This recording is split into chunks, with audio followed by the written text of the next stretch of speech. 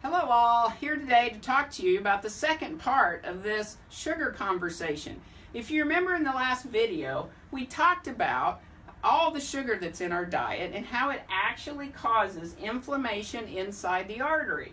And the next piece of this is to talk about how the body compensates for that sugar. Because the body really works hard to try to keep the sugar below this 100 blood sugar.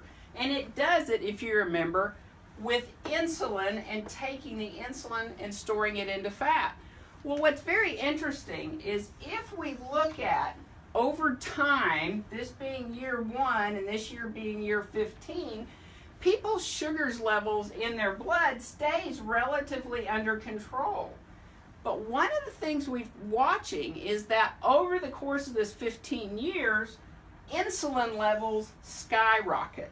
And what you got to know about insulin is it's a very toxic chemical. It's one of the most dangerous chemicals we dispense in a pharmacy because it can take your blood sugar so low and cause some real problems. Now, we eat sugar, and sugar stimulates insulin.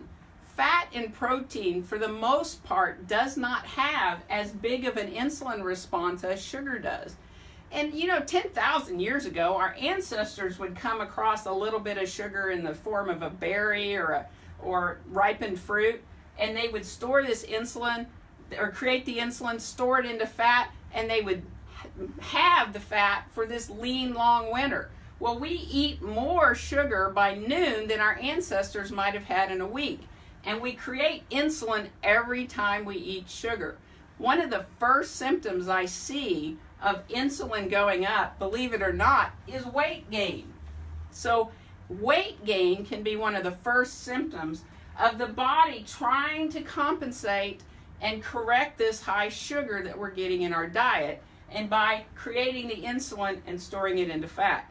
I know it's a little complicated, but it's more about looking at what is going on in our body instead of just beating ourselves up for being overweight. Sugar in the diet, carbohydrates in the diet in excess cause our body to make insulin, store it in the fat, and it will do it for a very long time before the sugar actually goes up. I hope that gives you a little bit more understanding about this whole process of sugar and insulin. Hope that helps.